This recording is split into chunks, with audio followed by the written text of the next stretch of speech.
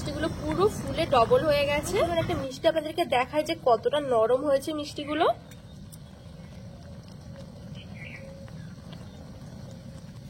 দেখুন বন্ধুরা, এখানে কিন্তু আরো একটা মিষ্টি আমার হয়ে গেছে। নমস্কার বন্ধুরা, আজকে আবার একটা নতুন রেসিপি নিয়ে চলে এসেছি। আজকে আমি আপনাদেরকে বানিয়ে দেখাবো পুরো দোকানের মতন দানাদার মিষ্টি, তাও আবার কোনো রকম ছানা ছাড়া। কোনো রকম ছানা ছাড়াই কিন্তু খুবই সুন্দর দানাদার মিষ্টি হয়, আর খেতে কিন্তু পুরো দোকানের মতন দানাদারের মিষ্টিগুলোর মতন লাগে, আর অসম্ভব মজার হয়, আর কিন্তু খুবই সহজভাবে বানিয়ে নেওয়া যায়। হাতের কাছে কয়েকটা উপকরণ থাকলেই কিন্তু আপনারা এই মিষ্টিগুলো বানিয়ে ফেলতে পারবেন। ঝটপট করে যদি কোনো রকম মিষ্টি খেতে ইচ্ছে করে, এইগুলো কিন্তু বানিয়ে নেওয়া যায় খুবই সহজে। আর আপনারা কিন্তু এই মিষ্টিগুলো অনেকদিন পর্যন্ত রেখেও খেতে পারবেন, খুবই দারুণ হয় খেতে। তো চলুন খুবই সহজভাবে বানিয়ে দেখাবো, আশা করছি আপনাদের অনেক ভালো লাগবে। বন্ধুরা, দানাদার মিষ্টিটা বানানোর জন্য আমি সর্বপ্রথমে গ্যাস জ্বালিয়ে একটা কড়াই বসিয়ে দিয়েছি। এবার কড়াইটা গরম করে নিয়ে আমি এখানে দিয়ে দেব 1 কাপ মতো সুজি। আর আজকে আমি এই মিষ্টিটা বানাবো সুজি দিয়ে। তো আমি এই সুজিটা এবার কড়াইয়ের মধ্যে দিয়ে দিচ্ছি। আর বন্ধুরা, এবার আমি দিয়ে দেবো, ঠিক এখানে আমি 1 চামচ মতো ময়দা নিয়েছি, এবার ময়দাটা দিয়ে দেবো। আর আমি সামান্য একটু লবণ দিয়ে এবার আমি শুকনো খোলায় কিছুক্ষণ ভেজে নেব। সুজি আর ময়দার কাঁচা গন্ধটা চলে যাবে, এতে করে খুবই সুন্দর একটা সেন্ট হবে। একদম হালকা আঁচে আমি ভেজে নেব, বেশি কিন্তু আঁচটা বাড়ানো যাবে না, তাহলে আবার নিচে দিয়ে কালো হয়ে যাবে সুজিগুলো। এখানে আমি 2 থেকে 3 মিনিটের জন্য একদম হালকা আঁচে খুব সুন্দর করে ভেজে নিয়েছি। এবার আমি দিয়ে দেবো জল। আর এখানে আমি যতটা সুজি নিয়েছিলাম ঠিক ততটাই কিন্তু এখানে জল দিতে হবে। এবার আমি জল দিয়ে দিচ্ছি।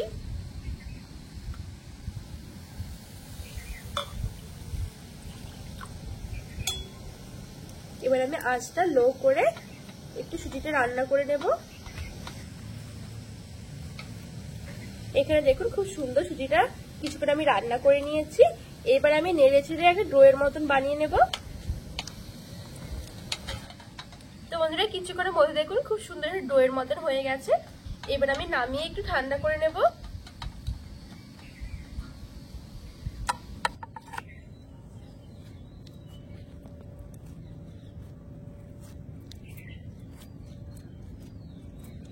তো বন্ধুরা, আমি এখানে হালকা ঠান্ডা করে নিয়েছি, বেশি কিন্তু একেবারে ঠান্ডা করিনি, হালকা এখন একটু গরম আছে।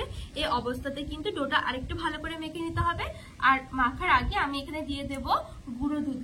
যেহেতু আমি এখানে কিন্তু কোনো রকম ছানা বা দুধ কিন্তু ব্যবহার করিনি, সেই জন্য এই দানাদার মিষ্টিগুলোতে পুরো দোকানের মতন টেস্ট আনতে গেলে অবশ্যই কিন্তু গুঁড়ো দুধটা দিতে হবে, তাহলে কিন্তু পুরো দোকানের মতন লাগবে খেতে। তো আমি এখানে যতটা সুজি নিয়েছিলাম ঠিক তার হাফ দিয়ে দেবো এখানে গুঁড়ো দুধ। এখানে গুঁড়ো দুধটা কিন্তু তার হাফের থেকে একটু বেশি আছে।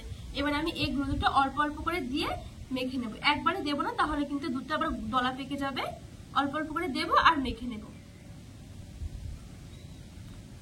প্রথমে কিন্তু মাখতে মাখতে হাতের মধ্যে লেগে যাবে, পরে কিন্তু লাগবে না, প্রথমে একটু লেগে যাবে হাতে।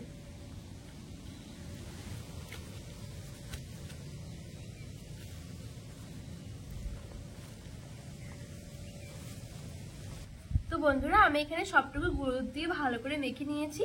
এবার আমি এখানে ঠিক 2 চামচের মতন ঘি দিয়ে আর একটু ভালো করে মেখে নেব। এই ঘিটা দিলে কিন্তু ডোটা আরো বেশি মসৃণ হয়ে যাবে, আর এরকম কিন্তু হাতের মধ্যে আর লেগে যাবে না।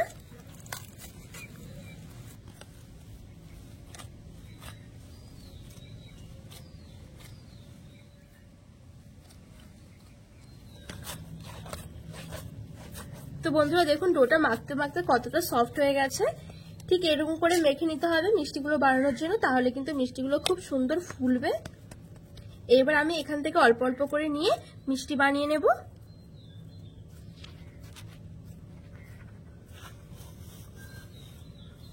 এবার 2 হাত দিয়ে ঘুরিয়ে গোল করে নেব। এই দেখুন, এখানে কিন্তু একটা মিষ্টি হয়ে গেছে। আর ডোটা দেখুন কত সুন্দর মাখা হয়ে গেছে, মিষ্টির ওপরে কিন্তু কোনো ফাটল নেই। ঠিক এরকম করে কিন্তু ডোটা মেখে নিতে হবে। এখানে কিন্তু একটা মিষ্টি হয়ে গেছে। এবার আমি ঠিক এরকম করে সবগুলো মিষ্টি তৈরি করে নেব।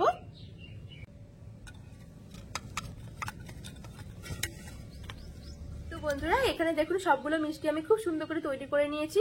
এবার চলুন আমি মিষ্টিগুলো রান্না করে নেব। এবার আমি গ্যাসের উপরে আরেকটা কড়াই বসিয়ে এবার একটা চিনির শিরা তৈরি করে নেব। তো আমি এখানে নিয়েছি যতটা সুজি ঠিক তার হাফ নিয়েছি চিনি। এবার চিনিটা কড়াইয়ের মধ্যে দিয়ে দেব। এইবার আমি দিয়ে দেবো জল, আর যতটা চিনি নিয়েছি ঠিক ততটাই জল দেব।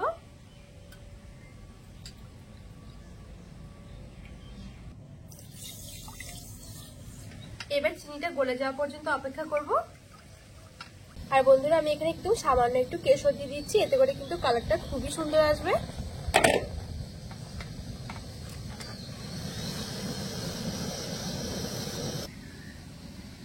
তো বন্ধুরা এখানে কিন্তু চিনিগুলো খুব সুন্দর করে গলে গেছে, আর এই শিরাটা কিন্তু বেশি একটা ঘন করবো না। এইবার আমি দিয়ে দেবো মিষ্টিগুলো।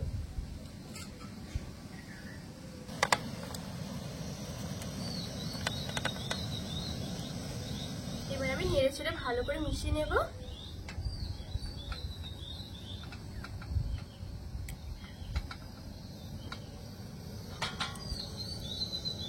তো বন্ধুরা এখানে কিন্তু সবগুলো মিষ্টি আমি ভালো করে এখানে মিশিয়ে নিয়েছি। এবার আমি 1 চামচের মতো দিয়ে দেবো কেওড়ার জল, এবারে কিন্তু খুব সুন্দর একটা ফ্লেভার আসে। এবার আমি চাপা দিয়ে 5 মিনিটের মতো সেদ্ধ করে নেব, আর মাঝে মাঝে এরকম করে একটু নেড়ে দেবো যাতে করে নিচে না লেগে যায়। আঁচটা আমি মিডিয়ামে রেখে মিষ্টিগুলো সেদ্ধ করে নেব। তো বন্ধুরা আমি এখন 5 মিনিটের মতন এখানে সেদ্ধ করে নিয়েছি। এখন দেখুন মিষ্টিগুলো পুরো ফুলে ডবল হয়ে গেছে। আর এইবার আমি এটা এভাবে কিন্তু জাল করে মিষ্টি রসগুলো আরেকটু শুকিয়ে নেব। এখন কিন্তু কোনোভাবেই খুন্তি দিয়ে নাড়ানো যাবে না, কারণ মিষ্টিগুলো অনেকটাই নরম, নাড়লে কিন্তু ভেঙে যাবে। এবার আমি কিছুক্ষণ জাল করে মিষ্টির রসটা শুকিয়ে নেব একটু। এখানে কিন্তু মিষ্টির রসটা কিন্তু অনেকটাই ঘন হয়ে গেছে। এবার আমি চলুন একটা মিষ্টি আপনাদেরকে দেখাই যে কতটা নরম হয়েছে মিষ্টিগুলো।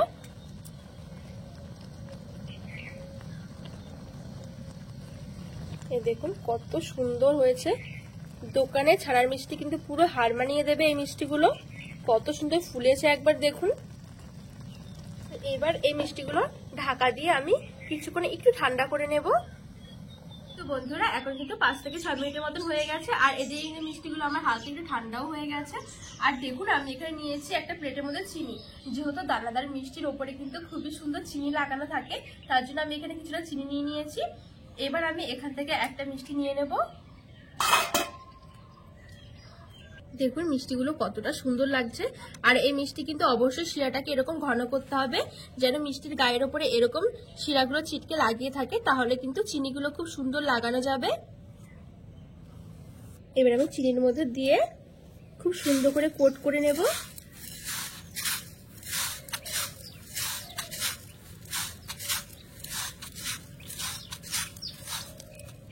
এই দেখুন বন্ধুরা এখানে কিন্তু আমার একটা দানাদার মিষ্টি হয়ে গেছে।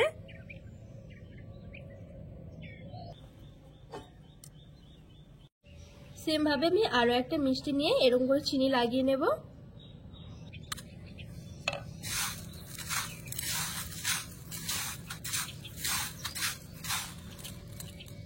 এই দেখুন বন্ধুরা এখানে কিন্তু আরো একটা মিষ্টি আমার হয়ে গেছে।